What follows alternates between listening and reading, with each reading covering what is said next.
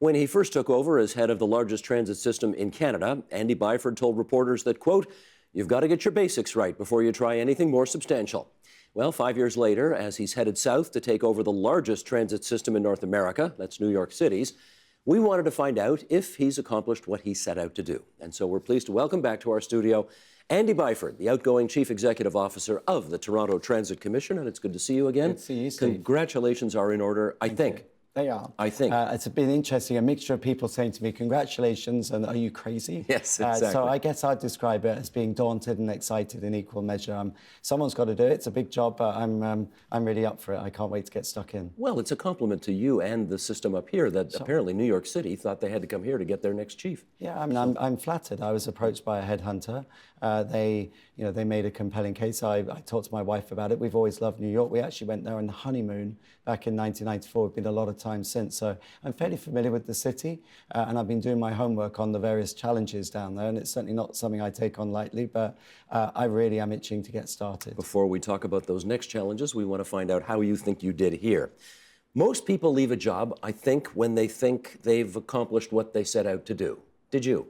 I'd say yes, Steve. I mean, my tenure has been really predicated or framed around a 5-year corporate plan that we put together back in 2013 to modernise the TTC from top to bottom. And that involved addressing the basics of safety, reliability, comfort of service, customer service, but also a number of mega projects, most of which have now been delivered or are well advanced. And of course, that culminates this weekend coming in the opening of the Spadina subway extension. So I think, let me interrupt you only long enough to say, I think you were here almost, well, it probably was a year ago, at which time you said, this thing is going to be open come hell or high water in the middle of December, Absolutely. I guarantee it. And it will. And it will. It will open to the public on December 17th. I was determined to get that thing across the line. It had a checkered history. It was heading for 2018, even early 2019. So that I'm very proud of. I'm really looking forward to that. It'll be a seminal day for the TTC. But that plus two other things. One, record customer satisfaction levels at the TTC. How do you know that? Because we measure that. Every quarter we do independent surveys. A third party does these surveys, and they measure and track what customers tell us. And it's scored, it's subjective. We also do objective surveys, but we're now regularly hit 80% of customers saying the service is either excellent or very good. So we're pleased with that. That's moved up 7 percentage points in 5 years, which is statistically significant. Okay, that's 80% of, what, 450 million rides, something like that? No, so it's 80% on the sample size. So the sample's about 1,000 riders every quarter are surveyed. I see. And which, again, statisticians tell us is the right number that we should hit. 80% of them are saying they're very satisfied. So that's moved up from around 72%. How do you know these changes will survive your departure? I think they will, because one of the things I'm most proud of, Steve, is obviously building Spadina subway, getting that open is great, bringing in Presto, bringing in new streetcars, doubtless we'll talk about that, rolling out new signalling. A lot of projects have been rolled out in my tenure, and building on the great work of my predecessors. But the thing that I'm most proud of is we have made an all-out push to change the prevailing culture at the TTC. And that means changing the look and feel of the company. 5 years ago, there'd never been a woman on the TTC executive. My executive is now made up of 6 men, 6 women on merit, absolutely on merit. No quotas, on merit.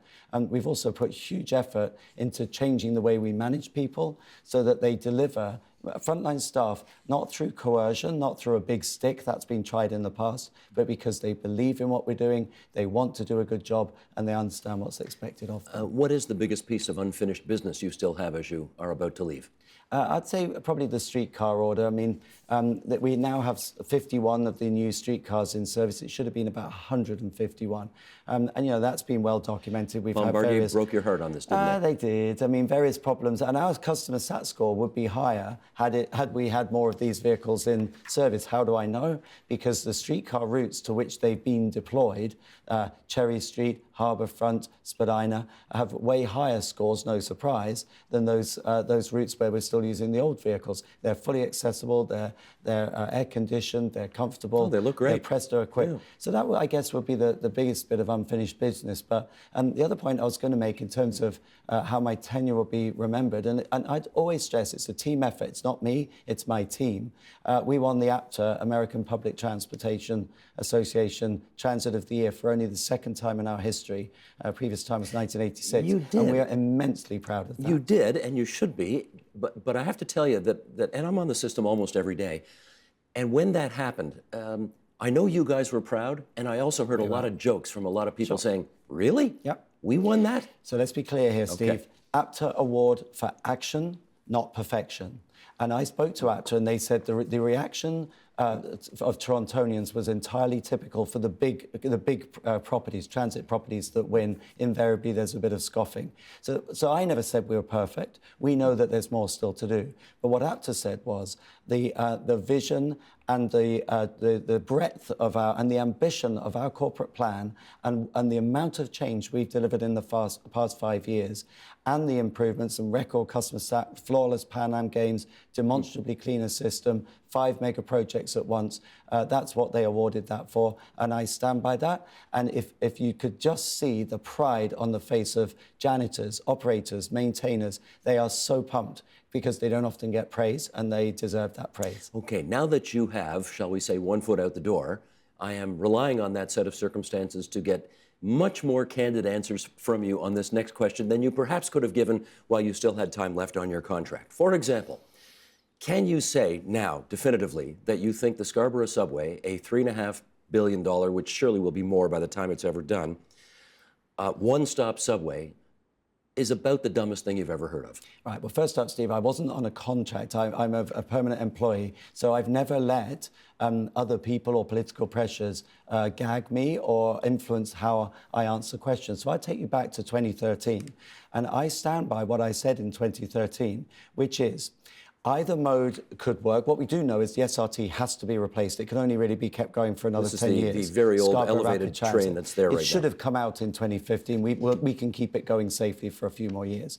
And what I said was, if the customer numbers, the predicted customer numbers, are in any way pessimistic, in other words, they've been slightly underestimated, you'll be glad you built a subway. But either mode could work, LRT or subway.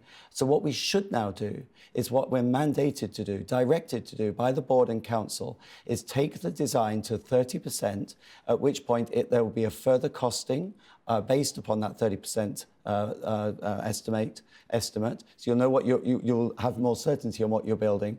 And what I have said is if the price tag goes up beyond the 3.56 billion, which is authorised, the TTC should definitely reconsider. It should take stock and go back to council to say, are you sure that's what you really want to do? Do you have any expectation that council is still open to following that? Because all I'm doing here is following the facts. Sure. And every time I read the facts don't justify building this thing.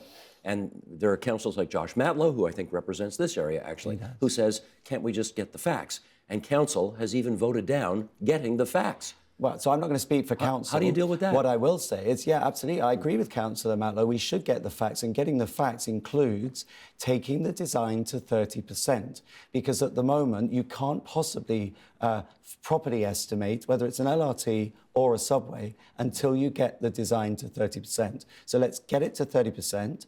If that says that, oh, it's going to be way more than that, then I think the TTC will have to reconsider its position. Do you think the train is too far down the tracks politically for that to happen? No, 30% design is the off-ramp, if you like, if politicians are minded to change course. So I stand by what I said. Either mode will work. But people have challenged me on a comment that I made about subways lasting 100 years. And people have pointed out, well, you have to replace constituent parts, signals and track. Absolutely you do. But if in 40 years the numbers of the Scarborough subway have rocketed to the point that an LRT can't cope, you will be glad you built a subway, because otherwise you'd be having to convert at that point. So I'm not a subway fan. I'm not an LRT fan. I'm a transit professional.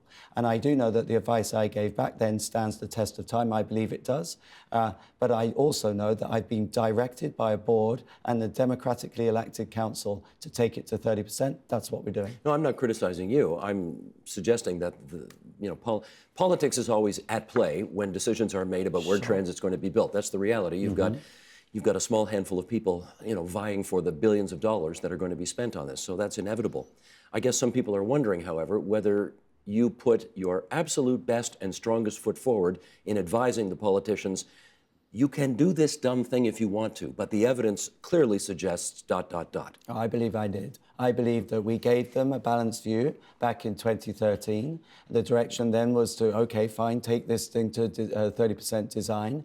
At 30% design, if I was still here, Steve, if the price had gone beyond what I thought could be justified, if it goes beyond that $3.56 billion, then I would absolutely be giving you advice. Okay, that's interesting. If it goes beyond $3.65 billion, you would give different advice. I would say that if it's gone beyond the $3.56 billion, then absolutely we should say stop, time out, let's see how much more than 3.56 we're talking, and what should we now do? Does subway still make sense? I am not wedded to a subway. Gotcha. I have given professional advice. There is this myth out there that I'm somehow directed by the mayor or directed by the chair, and there's one particular media outlet who continue to make that point. Which that one? is simply not true. Which media outlet? There's one newspaper in particular. Well, it's the Star, I guess, isn't it? The Star says it's got emails. There is this theory that I was directed what to say. I was not.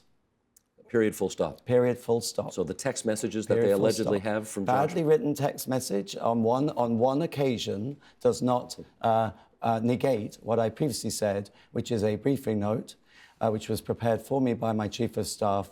That's the end of it. It was prepared for me by my chief of staff, who rused the day she did her job and prepared that briefing note for me, because she's seen what an albatross it's come for me personally. I've got a thick skin, Steve. I work in transit. You can't be a wallflower. But I know that I leave for New York City with my conscience clean.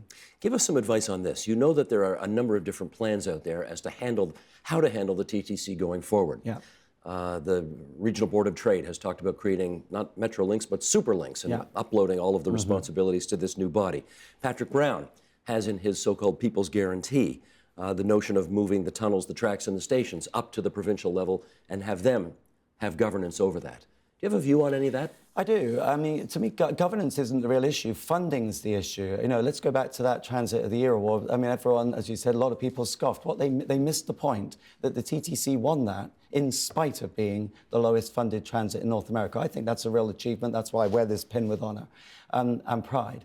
The lowest subsidy from the province? Subsidy. No, there's no subsidy from the province. TTC used to be 50-50 funded by the province on OPEX, operating expenditure. Now, with the exception of a bit of gas tax, the TTC is 70% funded through the fare box by people like yourself, and 30% subsidy from the city. That's unheard of. My job in Australia was the inverse, 30% fare box, 70% subsidy. So for me, the issue really isn't governance. It's sustainable, sustained funding of an adequate level. Is it more likely to have that adequate, sustained funding if the province holds more of the levers? Well, put it this way. If, and I haven't seen this in the debate either from the Board of Trade or with respect from the politicians involved, I haven't seen that link be made. If someone was to say, if the TTC is uploaded to the province, it will get, the funding it needs to clear the capital backlog and to provide the service that, ultimately everyone wants and needs, I would be the first to vote for it. But I haven't seen that link. I've seen largely a debate about governance and about different ownership. That does not, at a stroke, solve the TTC's funding problem. Does it make sense on the face of it to have the streetcars and the subways run by one entity and the buses by another? Not in my opinion, and not least because there's a financial implication here that the subway, because of obviously the numbers of customers it carries, the subway largely pays for its own operating costs. The buses and streetcar network do not. So effectively, for the TTC, the subway cross-subsidises the buses and streetcars. So I think were the subway alone to be uploaded to the province, the buses and streetcars would become almost unsustainable for the city. So it's all or nothing at all? I'd say do not break the TTC up. One of the abiding best features of the TTC is it is a multimodal, integrated, one fare, one token system or one Presto tap system. Right. And that is one of its abiding strengths. Let me just give you one other point though, Steve. And what I do think makes sense from a governance perspective is more akin to what they have in London, which is Transport for London, which is an umbrella organisation that oversees buses and, albeit they're privatised there, but buses, the tube, publicly owned, taxis, river bus, so the river ferries, I think parking, traffic lights and streets. That I do think is a good idea because you've got one body that coordinates to make sure you don't get a disconnect between the various agencies. That I do believe is a good idea. Let me ask you a follow-up on that, because London's transit system is enormous, and I don't know, I've been there a couple times, and I think it worked pretty well in my experience. But there's significantly more private sector content in their system than in ours. Do you think our system could stand further privatization, either in the maintenance contracts or in who owns the buses or any of that stuff? Well, I think what we need to look at is what's happened in London. I mean, I worked for London Transport in the late 80s and through the 90s. And once upon a time, not so long ago, actually, the tube was in a state of some disrepair. You know, this is post the King's Cross fire in 1987, but it was looking very shabby. The bus network had various problems. What's really happened there is a huge influx of capital and also a huge influx of operating expenditure driven or sourced through the congestion charge, which is a policy applied in London. So again, I think the real issue there is funding, not necessarily ownership. You could have everything privatised, but if it's the same amount of funding, you'd have the same problem. So again, it comes back to the real issue here, which is adequate, sustainable funding. I want to find out from you, because every time I talk to a politician or a transit planner about this, they always say the Yonge Street Relief Line is the #1 thing we ought to be making happen. And yet, I don't see a lot going on. Now, maybe there's a lot going on under the waters, under the shore. Do you agree with that? I do. And is it ever going to happen? It will. So it has to, Steve. Since the day I got here, I've described the relief line, the relief line as being the #1 priority for the TTC, which doesn't mean to say nothing can happen in the interim. On the contrary, we should finish off Spadina, the Line 1 extension. Line 5 going across town, the crosstown is already underway. That'll finish by 2021. Finch LRT, let's get on with it. A waterfront LRT at some point, smart track, infilling stations, making better use of GO lines, all good stuff. But if we don't do something, by 2031, Yonge and Bloor, the key interchange between the main north-south artery and the east-west line 2, Yonge and Bloor will not be able to cope. So we got 15 years. We do. About. Even with the work we're doing now, we've put on trains with through gangways, so they've got more capacity. The re-signalling, which will kick in this weekend, coming weekend with the Line 1 extension, brand new signalling, that will go round to Finch by the end of 2019, on time, on budget. That will add 25% capacity. But if we don't get on with that relief line, we'll be in big trouble. So the good news is, and I'm proud to have progressed this in my own small way, in my time, working with others on the city, is I think we're closer than ever to that.